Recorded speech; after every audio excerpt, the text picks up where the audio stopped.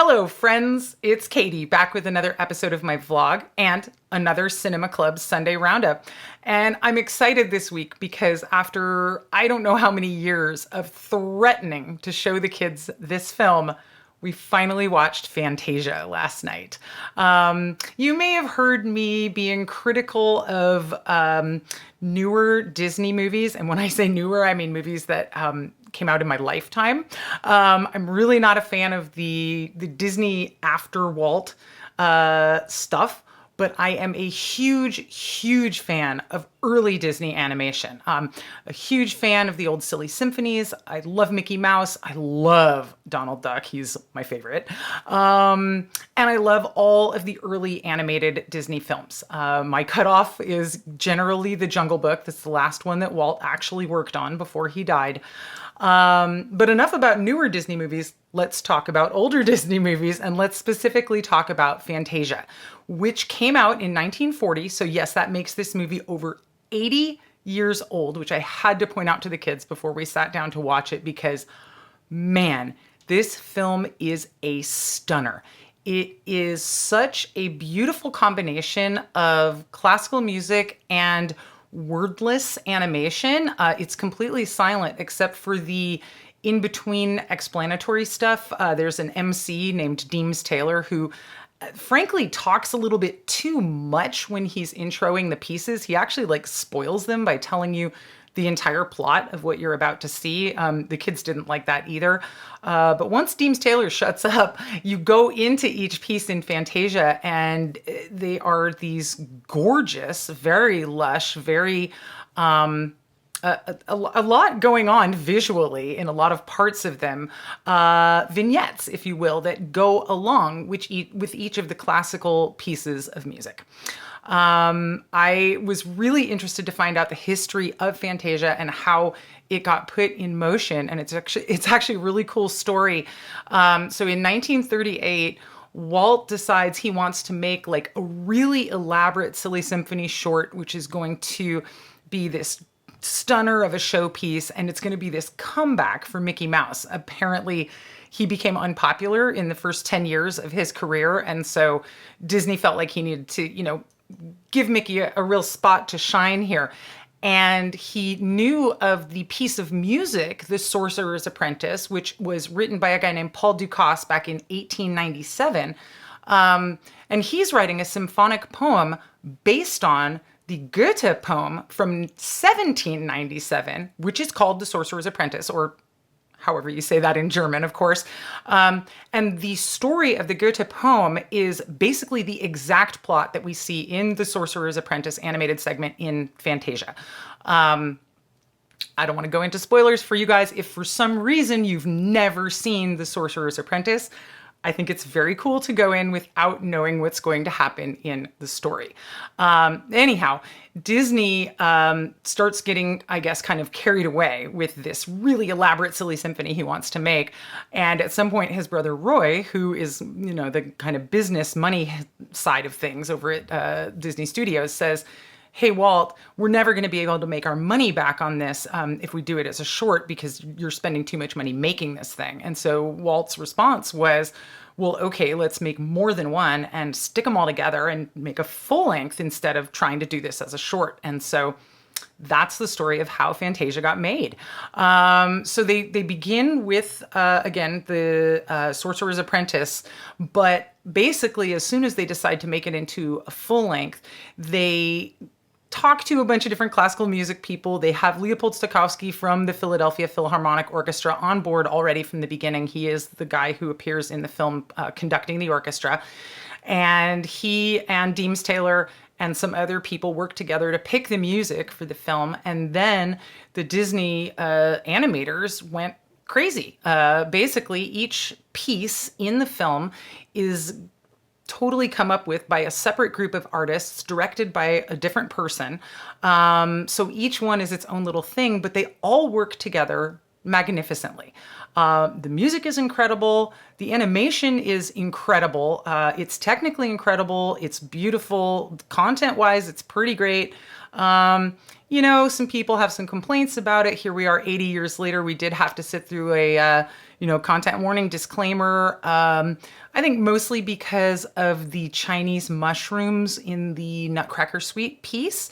Although I do remember when the 50th anniversary re-release of Fantasia happened, which was when I was in high school, there were a lot of protests at movie theaters in downtown Berkeley about like, don't go see Fantasia. And I actually got up close to one of the protests and talked to some of the people. And the thing they were protesting was the depiction of fat women in the Dance of the Hours ballet sequence, which is an incredible sequence. I don't know about you guys, but hippopotamus ballerinas and elephant ballerinas is about one of the coolest, funniest cartoons I can imagine seeing. And the way they do the piece is just incredible. So obviously a huge fan of this film. If I had to break it into pieces and kind of, up, vote, down, vote on individual ones, of course, Night on Bald Mountain is my favorite. It's the whole family's favorite. We watch it every year around Halloween. The kids had already seen that one a whole bunch of times. In fact, Jimmy even said, if I fall asleep during the movie, wake me up before Night on Bald Mountain comes on. So then we kind of got into like, well, what's your second favorite? If, everyone's going to pick Night on Bald Mountain as their favorite. And I was interested, like, some of the kids liked Sorcerer's Apprentice better. Some of the kids liked the Rite of Spring, which is the one that shows sort of the birth of planet Earth and the dinosaurs and the volcanoes and all of that stuff in Rite of Spring, which is great fun. My second favorite is probably the Dance of the Hours with the, yes, fat hippopotamus ballerinas dancing with the alligator characters. Oh my God, the ending of that one is just incredible.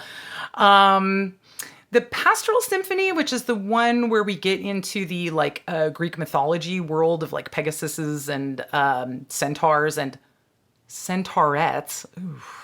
Ugh.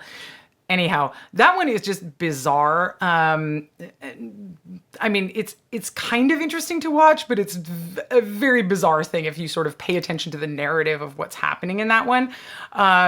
But again, it works really well with the music. So again, each of these things were, the piece of music was given to the animators. They were told to just basically go crazy with how it inspired them. And Fantasia is what they came up with. I think the real weak points are the most abstract points. The intermission where we meet the soundtrack and there's this line that's kind of representing the different instruments in the orchestra. It's pretty boring compared to the rest. And the first piece, the Toccata and Fugue in D minor, which is the very abstract piece where we just sort of see like the general idea of the shapes of some of the instruments moving across the screen. It's incredibly well done, but it's a bit boring compared to the other pieces in Fantasia. But overall, it's an incredible piece. It's an incredible film. A total masterpiece. Absolutely required viewing as far as I'm concerned. We actually dragged our teenager who doesn't normally sit down and watch movies with us for Cinema Club. I said, nope, this one's required viewing, so come on down and watch it. And they loved it. So highly recommended for basically everyone out there. We actually wound up subscribing to Disney Plus over our decision to watch Fantasia. We looked it up, and anywhere else we would have had to buy it for $20. And then we were like, okay, so let's just subscribe to Disney Plus for a couple months, and that's cheaper than buying Fantasia. And that should give us access to the rest of the Ghibli movies that we want to watch. And the other cool thing that I found once we subscribed to Disney Plus is they've got a ton of those old silly symphonies, which I was just saying I love. I already watched some cool Donald Duck cartoons and a couple of great old Mickey Mouse cartoons. And this is like starting to sound like an ad for Disney Plus, which I didn't want it to be, but I'm stoked that there's that old stuff available on there. A little disappointed that they don't have the World War II propaganda films, because I think that's a super important part of history and Disney's catalog. And they're super interesting films as well. If you've never seen any of them, see if you can find some of them out there. The long format Victory Through Air Power is incredible. And it's basically how Disney convinced the United States to make an air force and win the war. Wow, that's cool. But I think the even better ones are the weird, like, there's these like side propaganda films that are like Minnie Mouse at home cooking and doesn't give the bacon grease to Pluto because she has to collect her bacon grease and, part of the war effort, go take it to the ration office or whatever. There's some very cool World War II propaganda films. And of course, they don't have any of the stuff that has like, questionable content on there. There's no Song of the South. There's no. I immediately looked up the cartoon Donald's Happy Birthday, which is the one where he gets cigars for his birthday and he thinks that Huey, Dewey, and Louie want to smoke them. And so he forces them to like smoke all the cigars at once and makes them sick, which is an incredible cartoon. But I get why 2021 Disney doesn't really want to have that one floating around out there. But yeah, I'm stoked to watch more old Disney animation and poke around in there and find what other things they have going on. But what else did we watch besides Fantasia this week?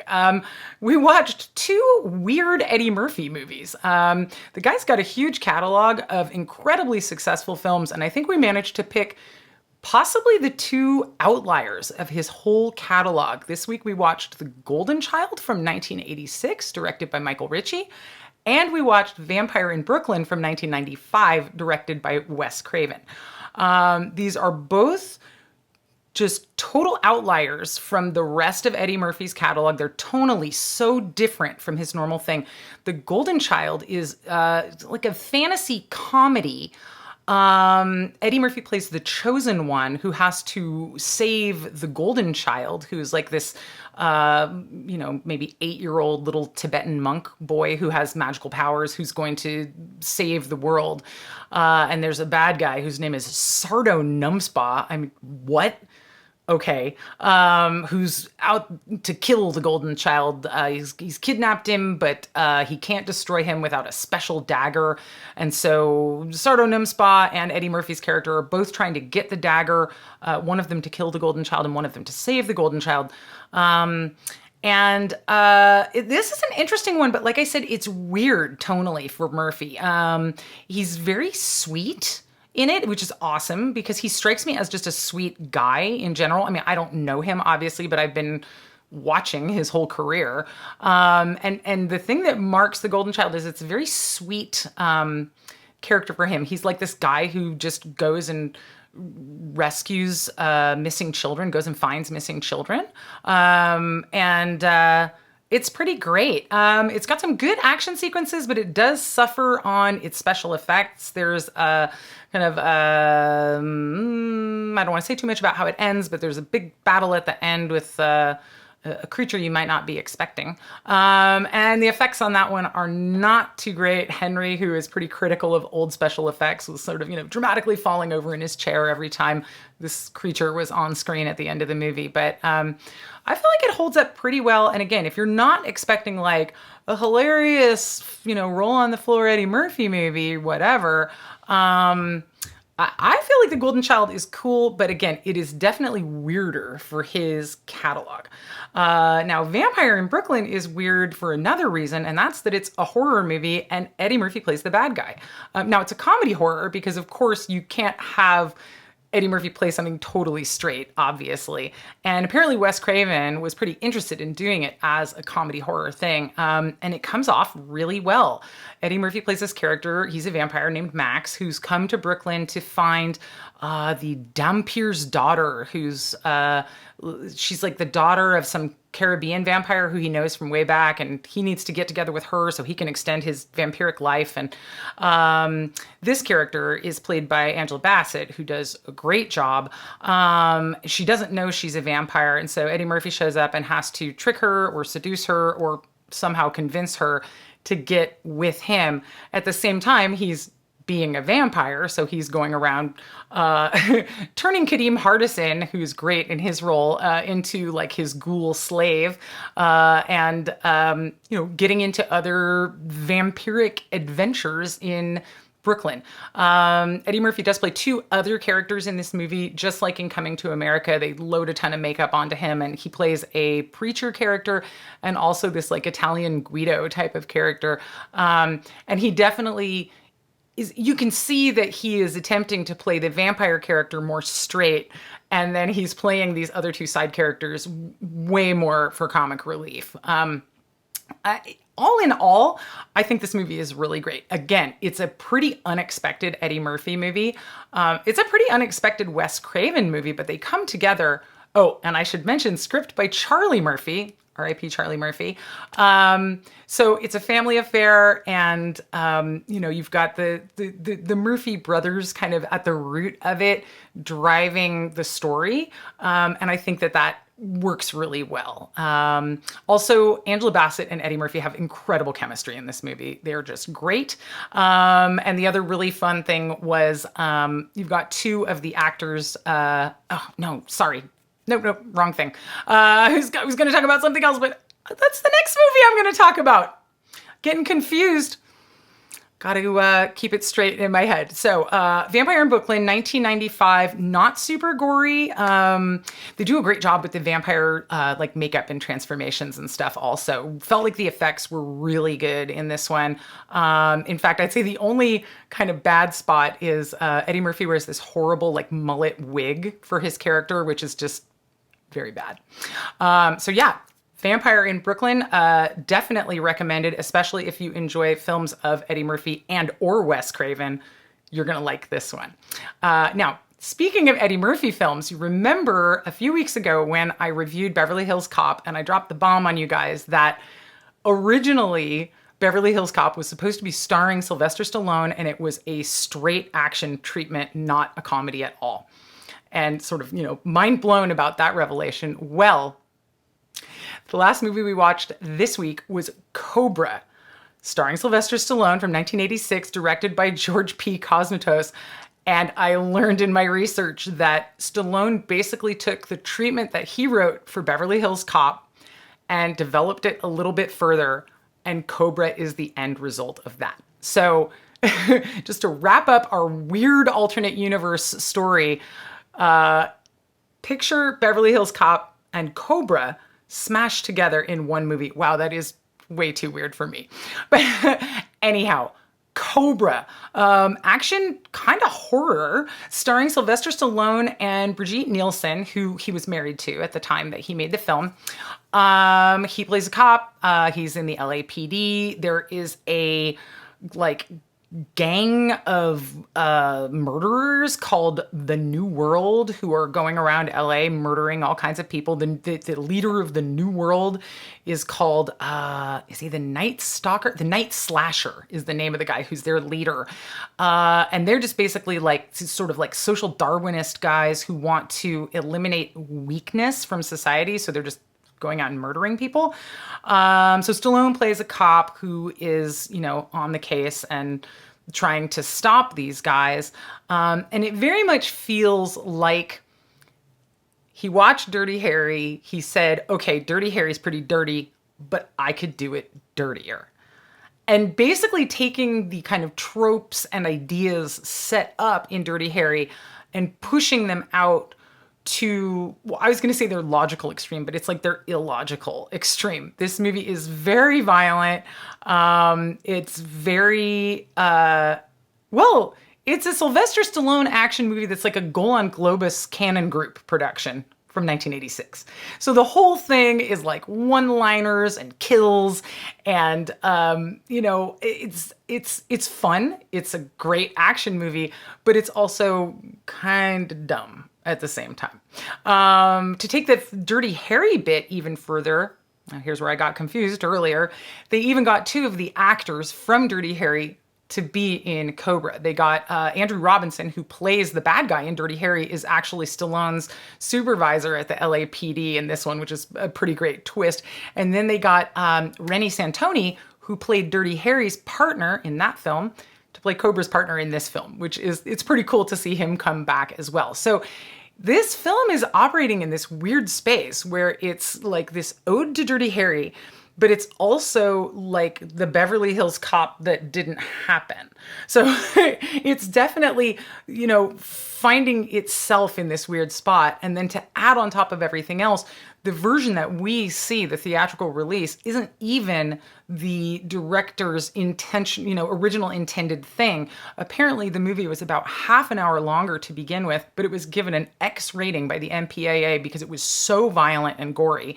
And so they had to cut a ton of material out of the film. They also cut some for length. So I'm not saying they cut 30 minutes of, over the top gore and violence out of it. I think they also just cut some stuff for time. But they did have to severely edit the film to get the R rating. And there are a couple of places in the narrative where it gets a little like, wait, how is that connected to that, or what just happened? And upon reading this after having watched the movie, it makes a lot more sense. Oh, there was another scene here that got cut out, and so I'm missing part of the storytelling. It still tells a good story, and it flows really well. And of course, you get to see Stallone doing his thing, Brigitte Nielsen doing her thing, and it was pretty fun to watch, I have to admit. I definitely threw it on the list, feeling like it was a kind of cheeseball thing, and not a so bad it's good, but verging more into that territory. But man, the kids loved it. They just took it as a straight ahead action movie, and they were like, "That was great!" So.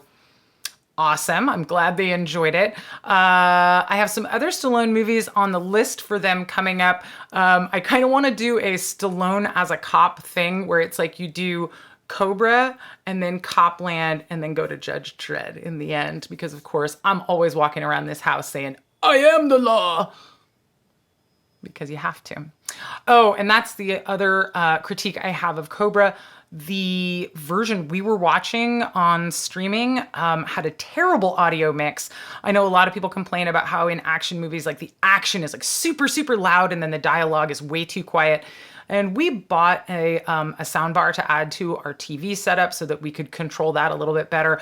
And we've got a really good mix set up for our home viewing situation where that doesn't happen too often, where you have that super loud action and super quiet dialogue. But man, the mix for Cobra is really, really bad. And then the fact that Stallone kind of like mumbles into his own shirt half the time makes it even worse. So get ready to blow your ears out on the action sequences, because you're going to have the volume up extra high to hear what Stallone is saying in this movie. All right, that's it for this week, you guys. I have no idea what's coming up next week, although Jimmy did threaten to pick My Neighbor Totoro, and it is his pick tonight. I'm not going to be mad if he picks that movie. I love that movie. As usual, I would love to hear what movies you guys have been watching, or if you have any recommendations for our Cinema Club chapter here. I will be back in a few more days with another episode of my vlog, and until then, please stay safe, take care, and as usual, thank you so much for watching.